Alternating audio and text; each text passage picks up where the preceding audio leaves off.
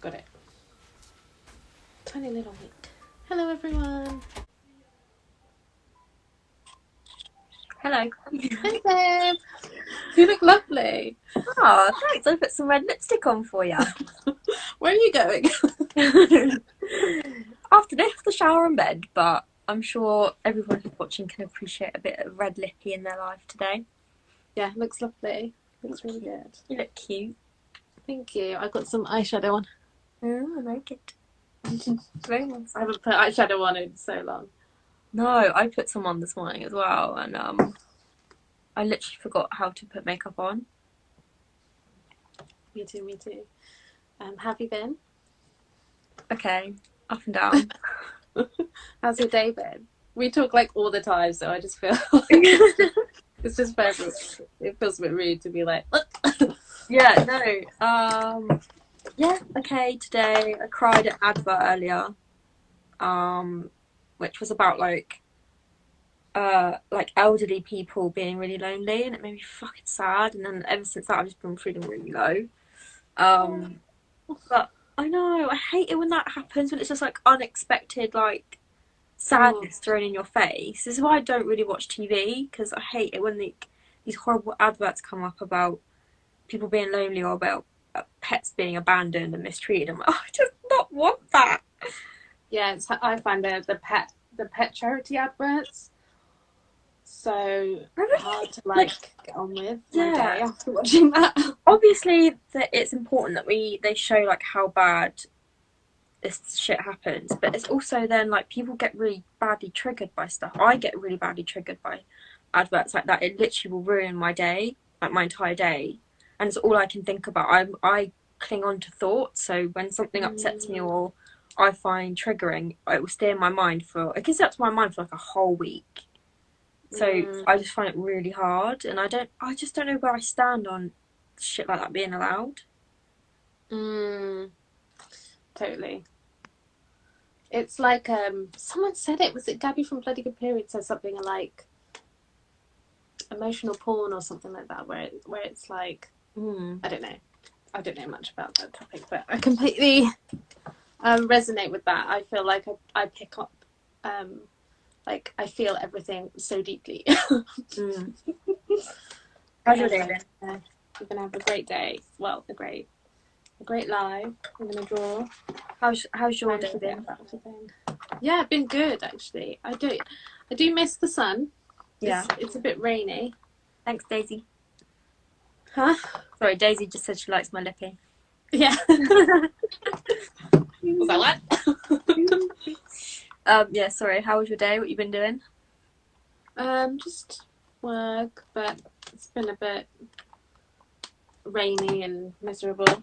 Yeah. The sun really was lovely. The days where it was like t-shirt weather. Yeah, I can literally notice the shift in mood in my house between everybody. Right. Like everyone is starting to like shout at each other, get angry with each other, and it's only since yesterday, because before everyone was just chilling outside in the sun and really nice, and everyone was happy and like being really nice to each other, and now opposite. It has such a big effect on people's mood, doesn't it? Especially mine. My room is quite dark. It appears quite light on camera, but I don't get like I don't have much like, I don't know. It's just I notice it's being darker and just. Although I do feel like I don't have that feeling of like, oh, I just want to sit in the garden all day. Yeah. Have you decided on what you're going to draw? Well, I showed you that thing. I showed Natalie a picture earlier of what I was going to draw today. Are we telling people what our drawings are about? Yeah. So we've got a podcast coming out tomorrow, and it's about money and media, right? Yes, that's the title. Yeah. Yeah, the title is Money and Media, with a lovely lady called Eleanor. I won't give too much away right now, but so we're drawing. Well, I was like, okay, I want to draw something around money, and I don't know. Obviously, make it funny. And then I I sent Natalie a picture earlier of something that I found on the internet that made me laugh and made you spit your tea out. Taken us and made us into that drawing. I can't wait. But I started it because as soon as I saw it, I just had the urge to draw, so I started it. Sorry, I know I always do this, but I was just like, if I don't start it, yeah, it's just not going to come out how I want it to come out while it's fresh in my mind. So I've just kind of started it. Oh, can I see it then? Can we see it? Oh, Talk us through it. Is it just black and white? Oh, I can't see it too much. You can barely see it. I'll show you. I'll show you at the end when I've gone over in black and white. Okay, great. Well, I've taken a quote from the episode that I really liked. Shall I read it? It says, however, we live in an imperfect world. We live in a capitalist society, and money is a big driver. It's quite long. Shall I not read it? No, I like that. No, I like it. And so the thing I guess I would say is, firstly, take the pressure off yourself. We all go out with the best of intentions, but sometimes life gets in the way and we have to make ends meet. And when that happens, I need to change that. When that happens, the worst thing you can do is put shame on yourself. I think that can be very destructive. Yeah. I've forgotten how to talk. So that is the quote I'm going to go with, and I think I'm just going to do some illustrations around it because it's quite long. So that's Eleanor said that as well, who was our podcast guest. Yeah, I'm excited for this episode to come out because, especially for like our community to be able to listen to it, because like our friends and stuff, because she says so much stuff that I feel was really helpful. Yeah, me too. Yeah. We basically asked her quite selfish questions what we wanted to know, but I think that when that happens, like a lot of the stuff that we talk about, I don't feel like I've ever heard people talk about before. Yeah. So that's a little teaser for people to want to listen to the episode. Yeah. Just about money and stuff. How do you think I should do it? Do you think I should show the screen? I left my tripod like up last night and it freaked me out in the middle of the night because I felt like there was someone standing in my room. No. It was the scariest thing ever. Yeah, that would scare and I like kicked it in the dark. And I don't know why I thought I could like take someone that had broken into my room. It's not. I've got this. I'm gonna kill it. And it hurt so much because it was like a metal tripod. Such an idiot. I'm never doing that again. Never leaving it up. That's funny. Okay, I'm gonna spell check this, which is very important. So I thought I would start with, if anyone has any questions, feel free to ask some questions about anything. We'll answer them. But I thought I would ask you questions about your university experience. Okay. And your journey into becoming an illustrator. Okay, go for it. So what did you study? Because you didn't study illustration, did you? No, so I studied fine arts, specialising in sculpture. And I loved it. I really hate school environments. I'm just not one to like sit down and listen. So I really hated school, like with a flipping passion. And so when I went to college, I really loved it. And then I did like a year of fashion at Bournemouth. Oh, cool. And I was just like, what the fuck am I doing here? I don't even like fashion. I don't like all these people. They are not my kind of people. I felt like completely lost, depressed, hated every moment of it. And then I was like speaking to a friend who was doing fine art at a uni near me, and she was like, you should switch and come here. And I was like, oh, I don't know if I'll be able to get in or if I have to start from first year again.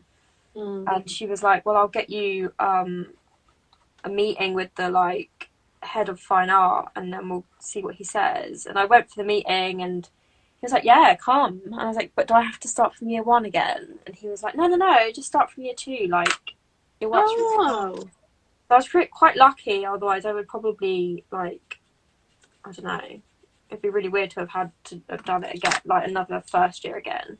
Yeah. So then I went straight into like second year fine art, and I went to Winchester School of Art, which is like one of the top art unis. And I loved it. And I was like, I finally found my people. Yeah. So that was my whole experience of uni. You know who also went to Bournemouth? Sophie. Yeah. Yeah, we must. How old is Sophie? No, because she's younger than us. She's 25, I believe. Oh, okay. So we wouldn't have been there at the same time. No, but how funny that you almost crossed paths that way. Yeah.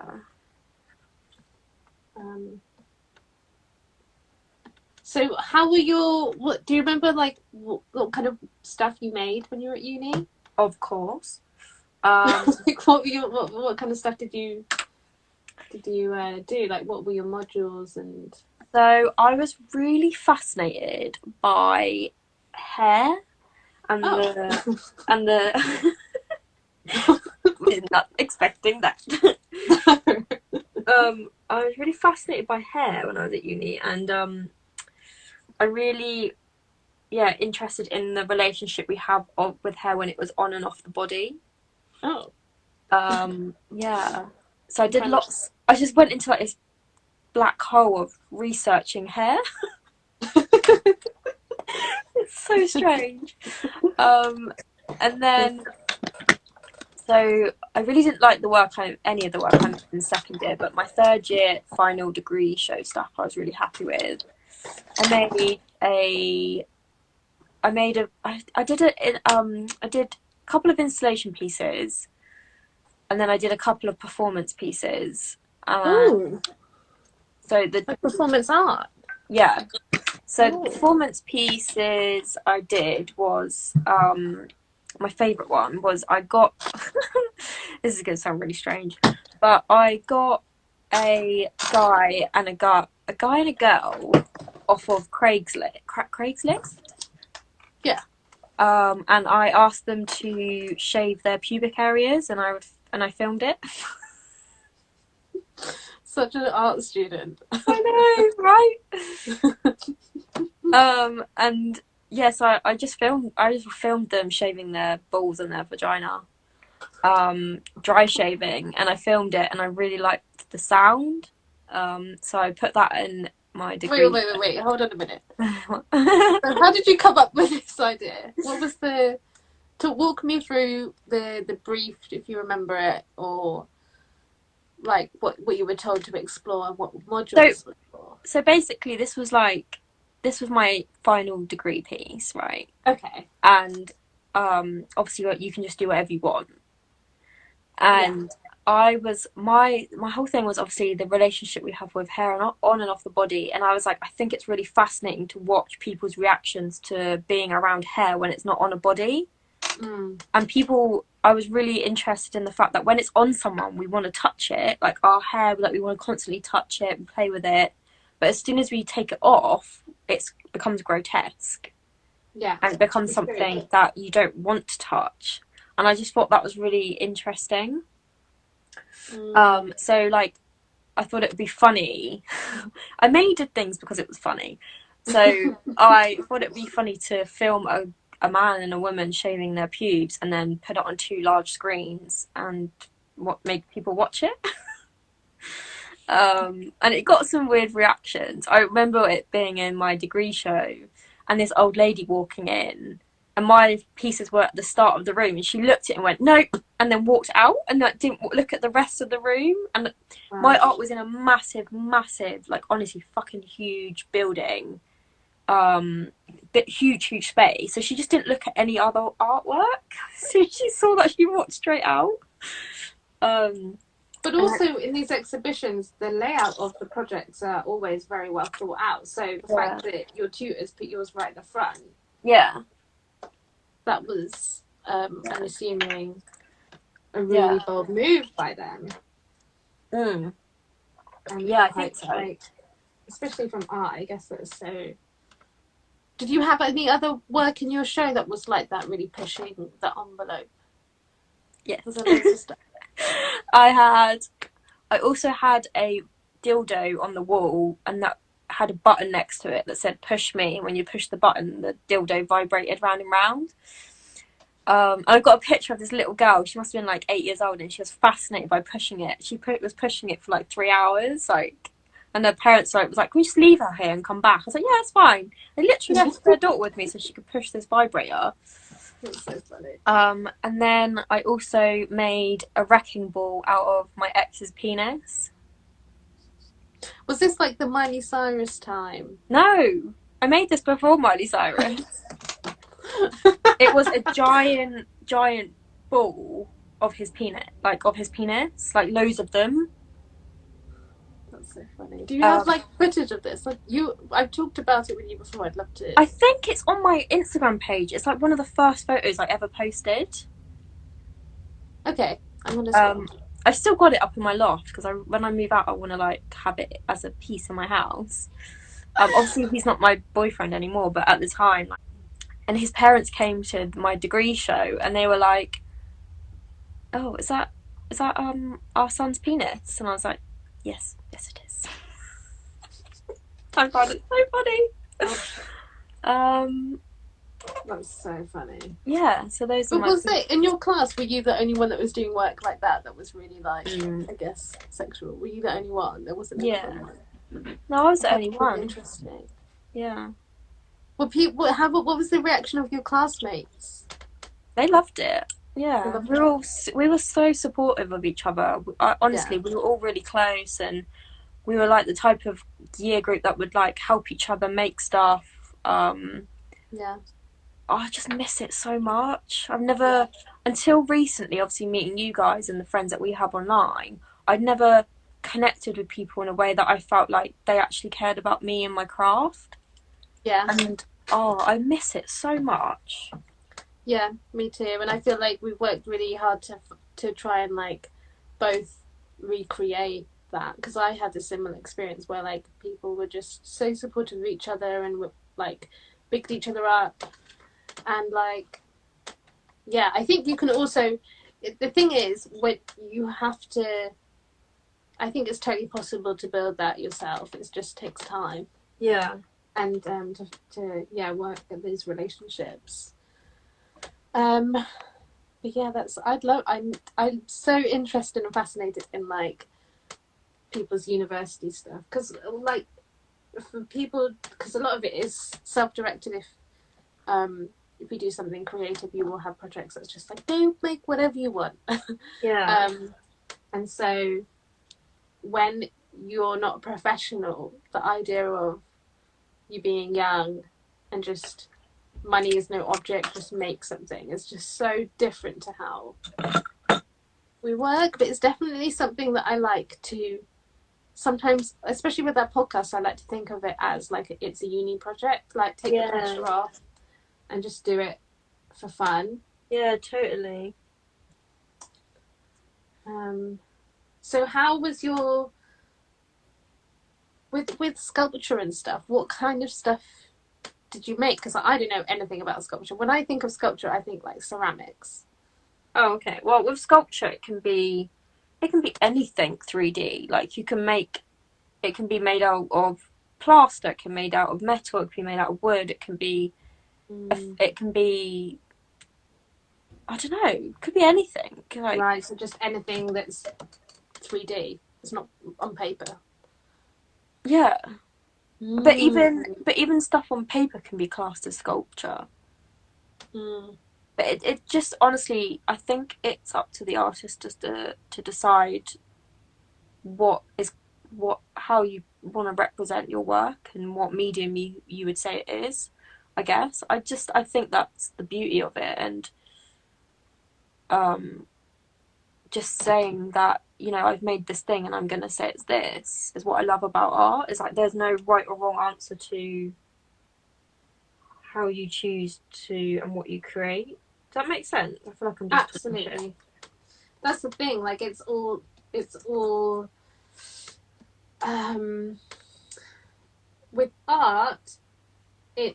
Well, from my perspective, because I studied graphic design, there was this like polar opposites. I think obviously from the outside people can confuse them quite often, and also the lines between them can also get confused between art and design. But the way that I always saw it was because our room at college, our graphic design room in college, was the other side of our room was fine art. So we were like, it was like two little gangs. Oh, really? And we would like all like, you know, hang out together, but we would make fun of each other in like just as you do. And I always saw it as like art is like a self-expression. Yeah. And design is the opposite of that. Design is always fixing someone's problem, like someone else's problem, whether that's like a brand or an issue. And so it's like these two separate things. And it's so interesting to see what kind of people get drawn to which one. Yeah, I get what you mean. And a lot of designers, from my experience, from being at college studying design and then also studying at university, we like structure, we like routine, we like rules, we like like we think like that. We like grids. We use a lot of grids when we work, and then our art friends or fine art friends would be completely opposite to that. And so it's really interesting that like those two different minds, I think. No, I totally get that. And like when I was at uni, I was a fine art student doing sculpture and making random shit, and then my ex was a graphic designer, so he would always like be like, but why are you doing this? Like, what is the outcome? I'm like, I don't think.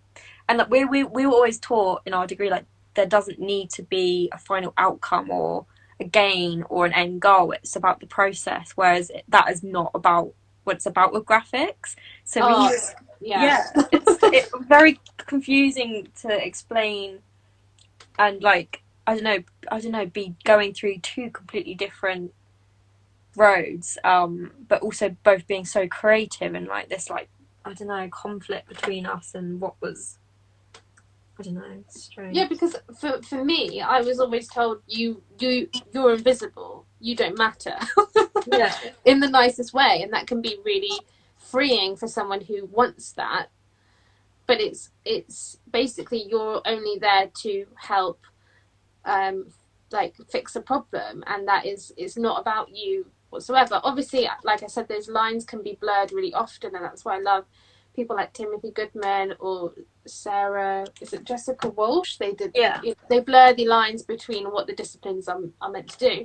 But ultimately, we get taught it's like we're like it's not about us, you know, we're fixing problems. And then our art friends are like, I'm just going to explore me and what I want to talk about. So it's like these two real different personalities. I love it. I think it's funny.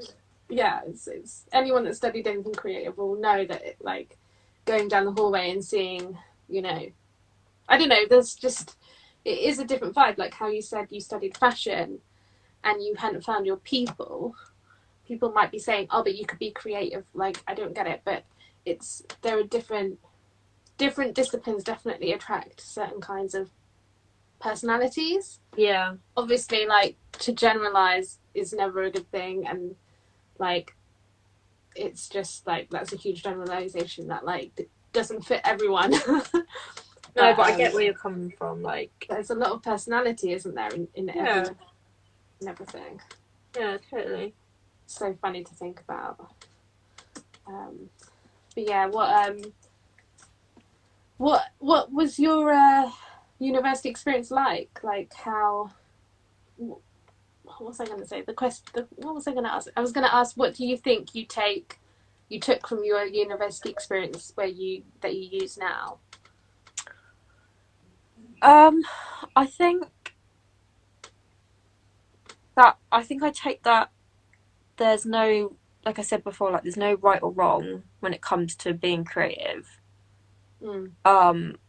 Always trust in the process and enjoy the process.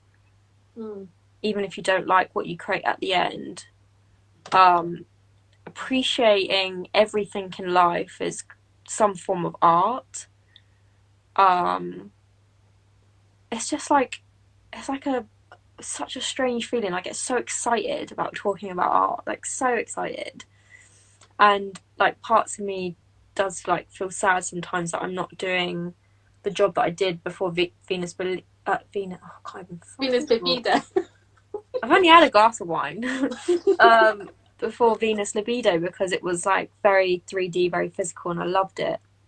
And I do miss that side of like my kind of education and what I spent 3 years doing, basically. But I think like most importantly, it's just like just enjoying it. Yeah. And yeah, I don't know. I just love it. I fucking love art, man.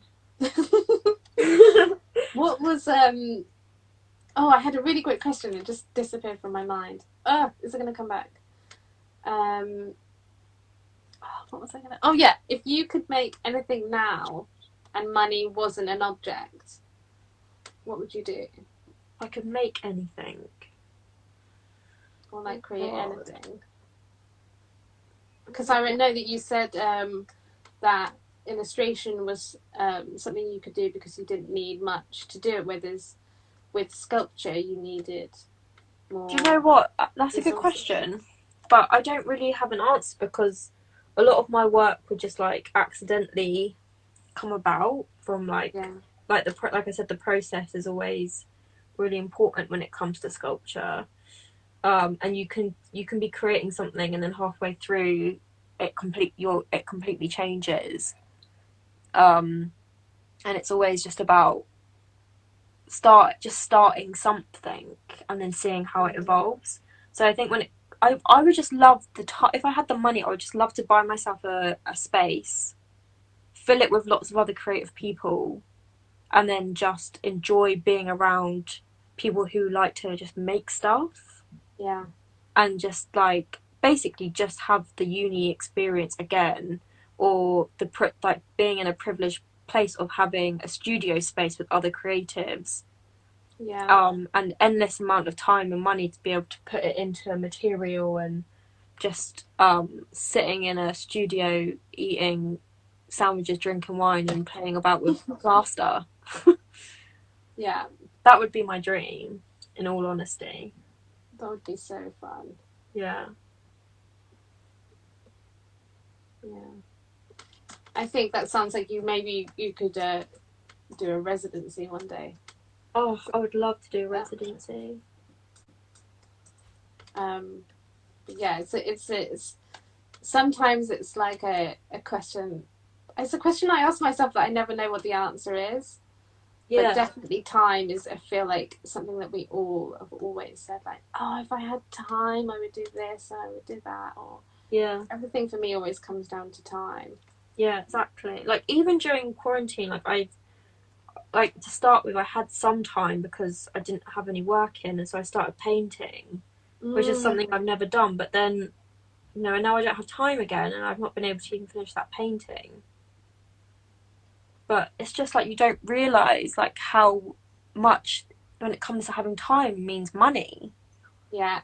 Having money equates to having free time. Yeah. 100%. It's the thing is as well, for me, painting isn't something I like do or anything, but I feel for people because that takes more time than just like doing a digital drawing.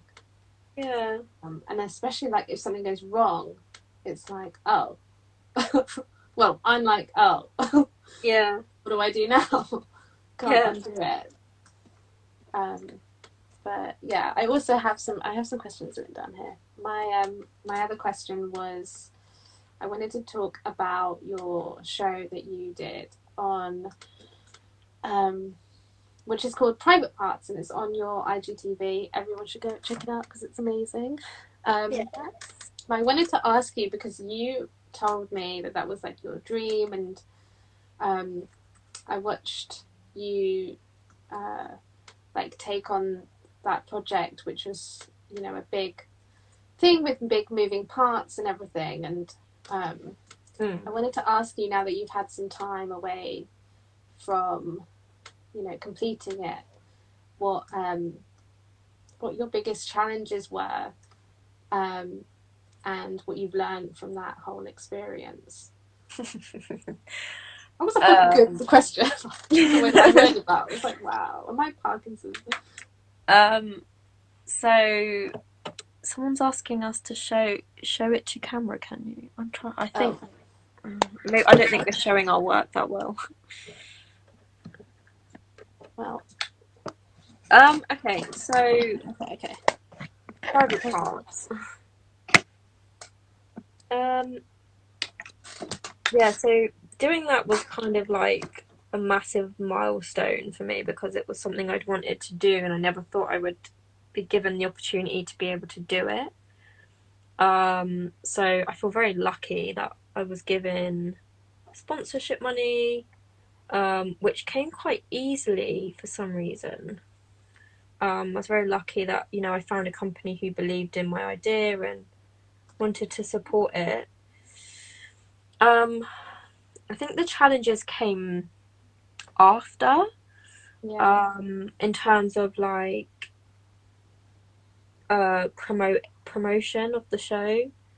I know it's like Instagram hates me, and ever since posting private parts, I've just been shadow banned. So that's like really affected like my engagement online, and my followers have gone down, and that's all because that's all happened since private parts. I wasn't allowed to put paid promotion behind the show. Wow. Because I talk about sex, even though the show is an educational, inclusive sex show. It won't let me put any paid promotion behind it, so it was really hard to like get it out there. But that was like, it all went really smoothly. Other than something happening with the director, which meant I ended up having to edit all the show myself. Oh my god, yeah, I remember that, actually. But I think that was, I'm not blaming anybody, looking back on it now, like it was just a miscommunication, and a learning process, and the guys who worked on the show were fucking awesome and did a great job. Like, honestly, I was so happy, and they were amazing to work with. It was literally just a miscommunication between my manager and myself and the guys working on it. But, you know, there's like a silver lining to everything. I learned how to edit videos. Oh yeah. It's so good though that you did. I mean, I remember when you were doing it, and I think it came out so good. So it must be so proud. You must be so proud of it, especially, you know, my big thing. You know, I think anyone doing anything with like lots of people involved, lots of moving parts. You know, I don't know any experience of that, and I think that can be really overwhelming for some people. But the fact that you you know, got through it and just got it done. I guess when there's more people involved, there's just more opportunity for miscommunication or things to, you know, go unplanned. Yeah, exactly. And, you know, these things happen and you learn from them, and it makes you a better person in the end, because you know, like, how things work when it comes to being a professional. But honestly, it was literally the most amazing experience of my life, and I wish I could do it every day. Aww, that's so sweet. Was it scary to go from someone who is, you know, works alone to working on a project that had like so many different elements, so many different things to do? I think I really enjoyed being put under pressure, and I really like being busy. So the lead up to it was really great, because I got to do I got to like do all aspects of the things I love that I hadn't done for a while, like set design. So I've done in like Oh previous my jobs. god. Yeah, Sorry. so like previous job before Venus Libido, I was doing a lot. I did a lot of set design and working for prop makers. So I did all the set myself. I did like all the planning myself, and so I did like I just really enjoyed all of it. There wasn't like one bit I hated. And then actually the night before I was going to film, I was like, what the fuck am I doing? Like, I'm not a presenter. I was like, what have I done? What have I done to myself? Did you freak out? Yeah, like honestly, the night before I had to drink so much to go to sleep, and I was like, I am not a presenter. What am I doing? I'm going to get in front of that camera and I'm going to freeze, and I'm not going to know what the hell I'm doing. But but then I got in front of the camera and it just came so naturally. Yeah. Well, I hope it comes across. Like, no, it does. It does come across, and I think that's the scariest thing. Is like, you tackle, you are someone like me that you do quite a few things, but the only way to, I guess, get better in something that you didn't go to school for is just by doing it. Just do it. Like, don't be scared. Like, well, you will be scared. Yeah, you will be. I mean, like, be scared, but channel that fear into just doing it. Totally. But I remember you were there, weren't you, the day that I got offered the deal, the sponsorship. I remember that day so well, and I was just so excited that someone like believed in my idea and wanted to like give me money to create this project. But yeah, I forgot what money looks like. Me too. I'm just gonna find the tenner. I think I've got it somewhere. Oh, I thought you meant like metaphorically, not like in my hand. I need to draw.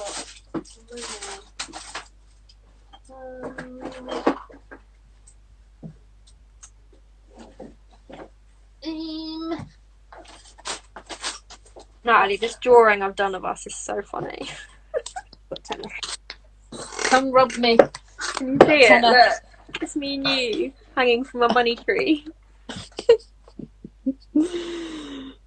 Why am I not holding any money? You're holding all the money. Yeah, you're getting angry because I've got all the money. Well, look at this. I'm holding the money now, bitch. That's so funny. I can't even remember what we're talking about. So what is something that you learned from that experience? What did I learn? I learned that I can do anything I put my mind to. Yeah. That is the biggest fucking lesson I learned.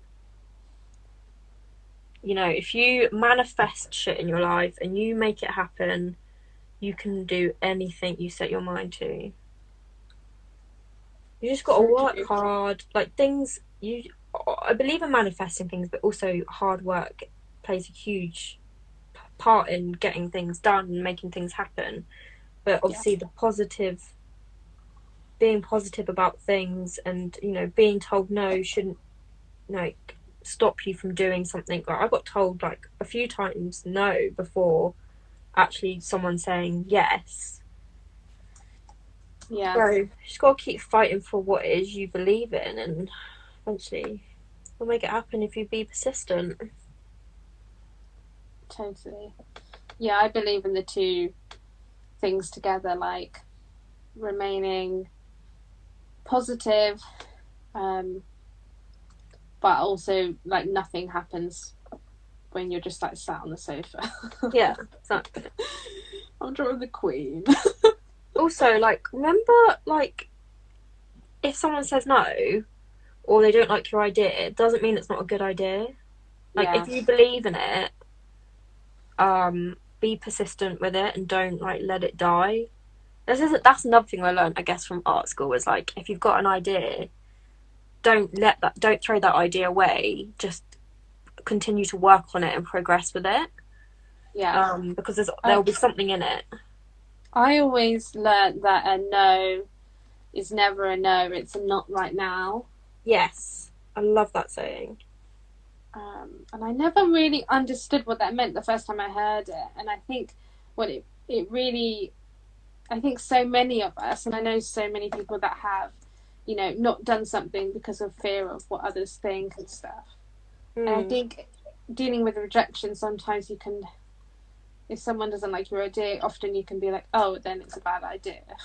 But that phrase taught me that, like, to not think like that. And oh, this queen. Don't know how to draw the queen. How long do we have on this live? How long do they last again? Oh, I think like an hour. Okay. And we're like 40 minutes in. Already? Yeah, it's 6:46. When did I start? That went so fast. I know. They go so fast. Does that look like the queen? Can people see that? Let me have a look. Yeah, I like it. Wanted to have an open mouth because that's not like the queen. It's not a very queeny thing to do, is it? What are your thoughts on the queen? I'm not into the royal stuff because I'm like super left. So my stance on it is like being from a working class family. Like, yeah, same. It doesn't make sense, but you know what? Like, it brings people joy, and I won't have argue. I don't argue. That's not the thing that I choose to like argue with people about. Yeah, no. Some people love it, and you know, whatever, it works. But and it doesn't make sense in a modern society, but it is what it is. Yeah, totally agree. But yeah, I'm not too like bothered either way, because I do think that like the Harry and Meghan are. I mean, I don't know too much about it. Like I said, like I'm not that invested, but I do think that they're making some really interesting modern decisions. Yeah. Which is cool. It is. Like, if we've got to have a royal family, the fact that they've married, you know, he's married Meghan, I thought was really cool. And the fact that they've just like don't want anything to do with the royal family anymore. It's like I don't know. I just thought that was awesome. Yeah. Awesome! I don't know why I said awesome. Awesome! Yay! Yeah, it's really exciting, I think, for people like me who, you know, to see this like contemporary, modern, and like decisions being taken. I think is interesting. Yeah. I don't really know what I'm doing here. I'm just like. What do you mean? Like, I think I'm just gonna like play. I haven't really got a plan. For your drawing? Yeah. Not with like my life, just like with have a play with my life. Did we have any questions? I haven't like been paying attention. I don't know. I need to find. Let me have a look.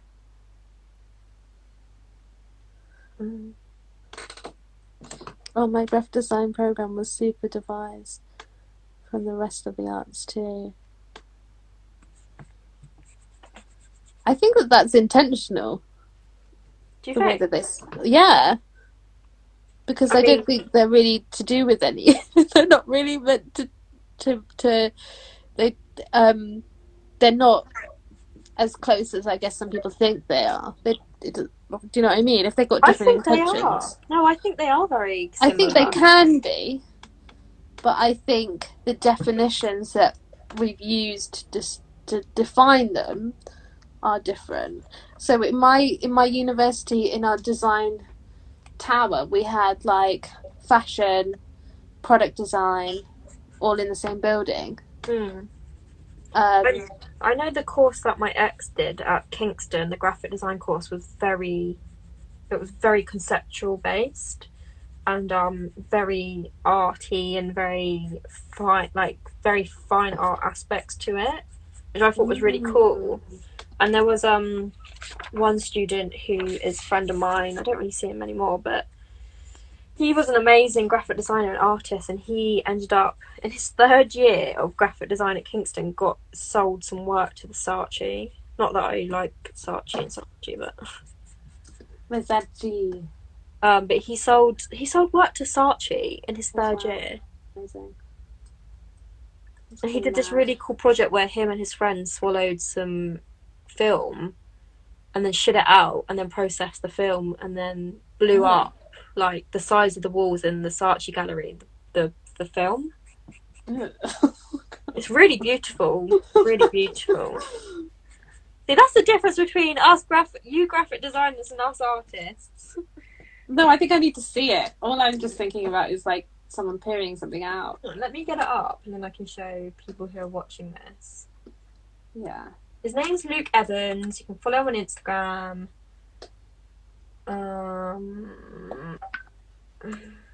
Inside out. Okay, here we go.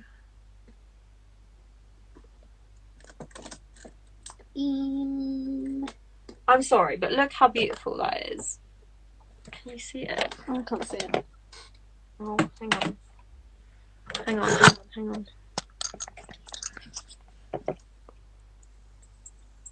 Oh wow! It's like looks like a filter. Yeah, so that's one, and then this was another one. That's so bad. If you look at it when they blew it up really big, like looking at it in proper detail, it's so fucking beautiful. It's so cool. So beautiful. What are your favourite? I feel like this will end soon. Yeah. But are we rejoining or is this it? It depends if you want to finish on camera. Oh, this was. If you want to finish on camera. So another question that I wanted to ask was, I get a lot of questions, and I'm sure you do, about like agents and managers. Like, do you need them? How to go about and get one? Any advice, just general advice on agents or managers? Yeah, it's funny. I had a phone call literally like 3 hours before this with a management agency who want to like represent me. Woo! But like I'm just very hesitant about it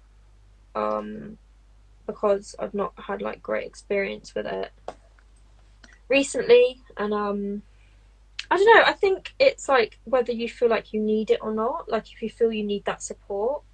Yeah. Or if you feel like, you know what, I'm quite capable of emailing people and being on top of things by myself and making that money come in. I mean, you have to remember that these people will take a percentage of your pay, and it's just personal preference really. And I don't think it's a good thing or a bad thing. I think it's up to the individual whether they want to do that. Yeah. And what kind of work you want to do, I guess. Yeah. It just depends. It all literally comes down whether it's like if you're someone who enjoys reaching out to people and making contacts and taking that time out of your day to do that, because it is very time consuming and it's not something I enjoy doing myself personally. Yeah. And I've always enjoyed having a manager personally. Yeah. Would you give any advice? Sorry, you go. No, yeah, go on. Would you give any advice to like your past self? What would you say? I would past self would be do a 3-month trial with anybody. That's really good. Yeah. Don't just take someone on. Do like a trial period. Do like 3 months trial with them to see if like you work well together. If they can bring to the table what it is you're looking for. Don't let people walk over you. Or take advantage of you, and don't ever do any work you don't want to do when they suggest it to you if you don't feel comfortable doing it. Yeah. And know your worth, and don't ever let anyone like take more than like 20-25% from you if they're going to manage you, because anything above that is just robbery, I think. Yeah. Those it's standard, isn't it? Yeah. There's a standard. But some people will try and take like 35-40%, and like no. It's mad. Yeah. Have you from like the difference between having a manager and not, what feels right for you? I just don't think I found the right person yet, maybe. Yeah. It sounds like it's like dating, like, or like finding a good therapist. Like, it takes time. It does take time, yeah. And it's all about personality gels and communication, like all these things about like relationships, like. But also, like, another bit of advice, and this is what I've been doing wrong, is like I let people who are my friends be my managers. And like I would rather be their friends than, like, do you know what I mean? Well, they say that, don't they? They say like it changes everything when you like bring money into a friendship or a relationship. Yeah, I mean, just don't, like, if you're gonna find a manager, find someone who is someone you don't already know, and maybe just have like make that just a working relationship instead of like a friendship. I think I just get too close to people, you know, like I let people in too much. That's my problem. But that wouldn't be a problem if everything, like, if it was I guess a healthy, like, if you were happy. Yeah. Or like, you know, like you said, like it was about personalities. Maybe that wouldn't be an issue if, like, I'm assuming in relationships. I don't know how to draw money. I don't know what colour I'm going for here. I think it's a very tricky one. I'm not gonna lie. It is. It sounds like it. I'm only like from what everyone is saying. I'm only like on the sidelines. But I do know working with people is like you can go into it thinking it's going to be great, and it's not sometimes. Yeah. Or Also, that's another. communication. Yeah, that's another thing. Like, don't expect these people to make you like thousands of pounds, because it takes time to build up relationships with people and brands, and like, don't think having a manager brings you in lots of money, because that's definitely not the case. I also got told at the beginning to, if you do get approached, to make sure, there's a word for it, but make sure that you don't sign like a contract where it says that you can only take on, like, she said, I think someone said like an open contract, so that you're allowed to do your own work on the side and you don't always have to accept everything they give you. I think she said that she had a friend that signed this contract, which, there's a word for it, but it basically meant she had to take on everything that the agent brought her, and she wasn't allowed to do her own stuff on the side. So make sure you read the contract as well. It's a really good tip. Yeah. Well, always a good tip to read the contract through, and make sure you can still have your own freedom within it. Yeah, exactly. Because there's a lot of actors, you know, that have done films they didn't want to do because they signed a contract when they were like 15 that said they had to do 8 films with a. Oh, you really? know, yeah, and artists too. Like, look at Kesha in her situation, having to sign a contract when you were 15 and be stuck in it. Yeah. So read the contract, because all contracts are different, and If something doesn't look right and you don't understand it, like, do your research first, or ask them to explain it as well. yeah, totally. Like, don't just like go, oh, that must be okay. I don't understand it, but it must mean it must be all right. Like, if you don't understand it, go and understand it. Yeah. Google. Google's your best friend. Or ask anyone that, you know, ask anyone. It's great. It's so important before you sign stuff. Oh, Galzine Fair just said, my partner is an artist manager and all his clients are like his children. That's what I want. That's a relationship I want. Yeah. With someone who's managing me, like, to actually, like, that's the dream, I guess, for an artist to really feel like someone has their back. Yeah. That's the dream. I think, like, just the biggest advice is just make sure you, like, realise when someone's ripping you off. Yeah. Stand your ground. Yeah. unfortunately, it happens so much, especially when you're starting out and you're young and you're figuring all that out. I mean, I say to people all the time, I only know what I know because I made the mistakes. Yeah, that's so true. And I learned from Even them. even now, like I'm nearly 30 and I still make mistakes and don't understand things about it Oh, all. me too. 100%. So like even if you're making mistakes in your 30s, like it's fine. Like you're human. Yeah, and it's unfortunately we just don't get taught like, oh, this is what you should be looking for in a contract. This is what, you know, you don't sign this type of contract. You know, ask these kinds of questions in emails and make sure, you know, Yeah. we don't get taught this as creatives, and unfortunately that leads to us making these mistakes. Yep. That's why it's so important to like do stuff like this, I think, for when people can ask questions and get in dilemmas, and that's why I think it's so beneficial to like now that we've got the internet, we can all share what we've learned and help each other. Yeah. I actually think I might be done. Really? I've got 40 seconds remaining. I think I'm going to end the live there. Okay. But I'll call you, babe, later afterwards. Oh, are we not doing it? Are we not rejoining? If you want to. No, it's fine. It's fine. But I'll speak on the phone later. Okay. Your red lipstick looks so cute.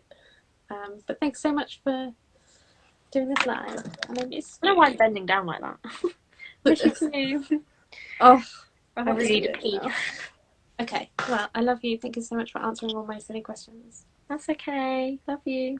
Love you, bye.